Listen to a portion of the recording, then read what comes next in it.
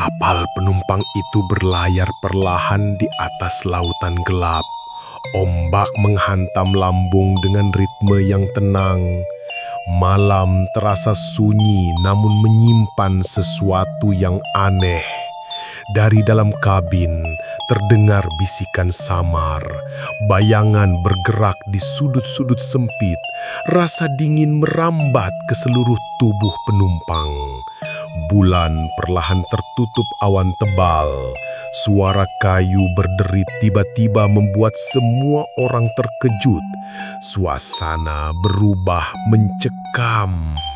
Suara-suara aneh terdengar dari geladak bawah. Pintu kabin menutup sendiri dengan keras. Lampu berkelap-kelip menciptakan bayangan menari di dinding. Penumpang merasa diawasi. Hembusan angin dingin menyapu lorong-lorong panjang. Langkah kaki terdengar, tapi tak ada seorang pun. Isakan lirih terdengar samar. Para awak kapal mulai gelisah. Jantung berdegup semakin cepat. Kehadiran yang tak terlihat makin terasa nyata. Teriakan melengking memecah keheningan. Suasana panik menyebar. Penumpang berlari ke geladak atas. Bayangan gelap seakan meraih tubuh mereka. Ombak menghantam keras, kapal bergetar. Tiba-tiba seluruh lampu padam. Seseorang melihat sosok berdiri di pinggir kapal, lalu lenyap begitu saja. Kesunyian kembali menyelimuti. Awak kapal terdiam pucat, tak seorang pun berani berbicara.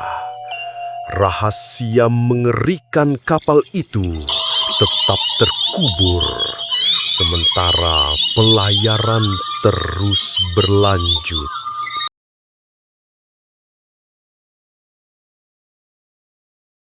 Di sebuah kampung kecil yang tenang, ada sebuah pos ronda tua yang sudah lama tidak terpakai.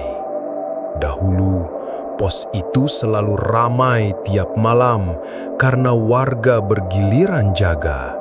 Namun, sejak beberapa tahun terakhir, banyak kejadian aneh yang membuat orang enggan berjaga di sana. Konon, seorang pemuda pernah ditemukan tak sadarkan diri di dalam pos ronda itu dengan wajah pucat dan mata terbuka menatap langit-langit. Katanya, sebelum pingsan, ia mendengar suara orang memanggil namanya dari balik gelap. Padahal saat itu ia sendirian. Suatu malam, 3 pemuda kampung berniat membuktikan bahwa cerita itu hanya omong kosong. Mereka membawa rokok, kopi, dan gitar ke pos ronda. Awalnya suasana biasa saja. Mereka tertawa, bercanda, sambil menikmati udara malam. Namun, menjelang tengah malam, tiba-tiba lampu jalan di dekat pos padam satu persatu. Gelap perlahan menyelimuti. Angin dingin berhembus membuat mereka saling berpandangan. Dari kejauhan terdengar suara sandal gesek di aspal, seolah ada yang berjalan menuju pos. "Siapa itu?" teriak salah satu pemuda. Tidak ada jawaban, tapi suara langkah itu semakin dekat. Salah seorang memberanikan diri menyorotkan senter keluar pos. Tidak ada siapa-siapa, jalanan kosong. Tapi anehnya, suara langkah masih terdengar jelas, bahkan semakin keras, sampai berhenti tepat di depan pintu pos ronda. Mereka semua terdiam, jantung berdegup kencang. Tiba-tiba, pintu kayu pos ronda berderit pelan meski tidak ada angin. Seakan ada seseorang atau sesuatu yang berusaha masuk. Lalu terdengar suara berbisik lirih, "Giliranmu, jaga malam ini." Suara itu membuat bulu kuduk berdiri. Pemuda yang memegang gitar langsung menjatuhkannya. Suaranya memecah keheningan. Tanpa pikir panjang, mereka bertiga kabur meninggalkan pos ronda, tak berani menoleh ke belakang. Keesokan harinya, warga menemukan gitar mereka masih tergeletak di lantai. Tapi anehnya, ada 3 cangkir kopi yang kini sudah kosong. Padahal malam itu mereka hanya membawa 2. Sejak hari itu, tidak ada seorang pun yang berani ronda di pos tua itu lagi.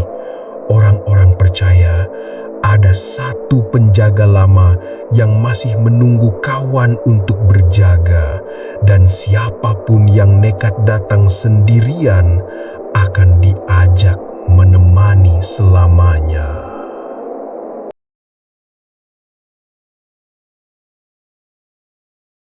Di sebuah jalan sepi di pinggiran kota, seorang pemuda bernama Ardi menemukan mobil tua terparkir di pinggir jalan. Lampu mobil itu mati, tapi seolah ada sesuatu yang menatap dari dalam. Rasa penasaran membuat Ardi mendekat.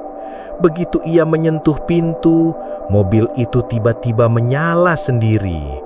Mesinnya berderu keras tanpa sopir.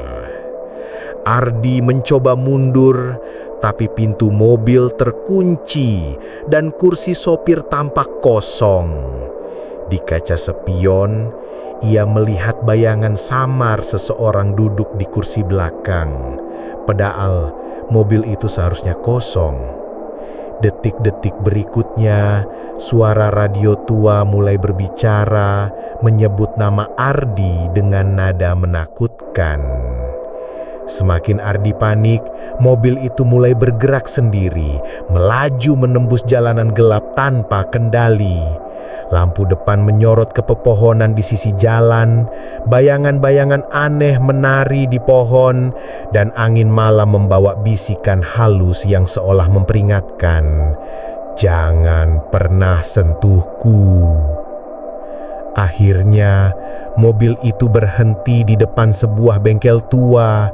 Pintunya terbuka perlahan dan kursi sopir kosong kembali. Ardi keluar dengan napas tersengal, tapi ketika menoleh, mobil itu menghilang begitu saja, meninggalkan jejak ban basah di aspal yang seharusnya kering. Plot twist, Ardi baru sadar bahwa kunci mobil tua itu sebenarnya sudah hilang bertahun-tahun, dan mobil itu adalah legenda kota yang dianggap berhantu karena bisa berjalan sendiri.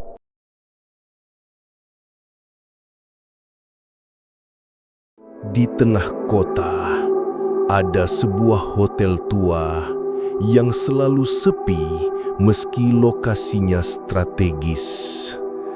Para tamu yang pernah menginap mengaku merasakan sesuatu yang aneh.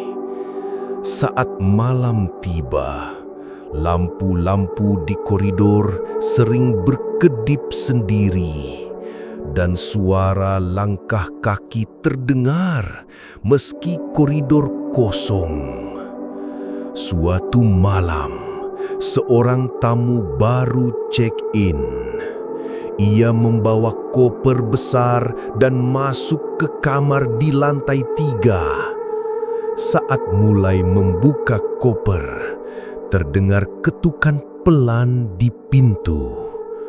Saat dibuka, tak ada siapa-siapa. Malam itu, suara-suara aneh terdengar dari kamar sebelah.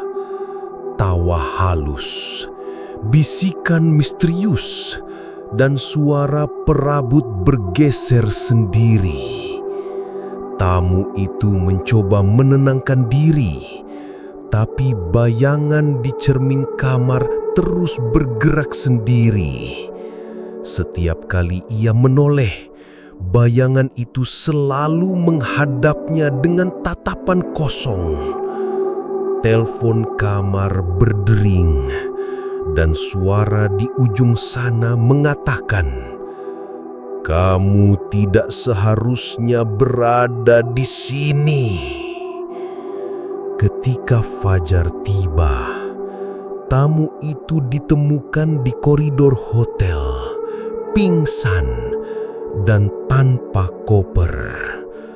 Petugas hotel kebingungan karena kamar itu selalu terkunci dari dalam dan rekaman CCTV tidak menunjukkan siapapun masuk atau keluar.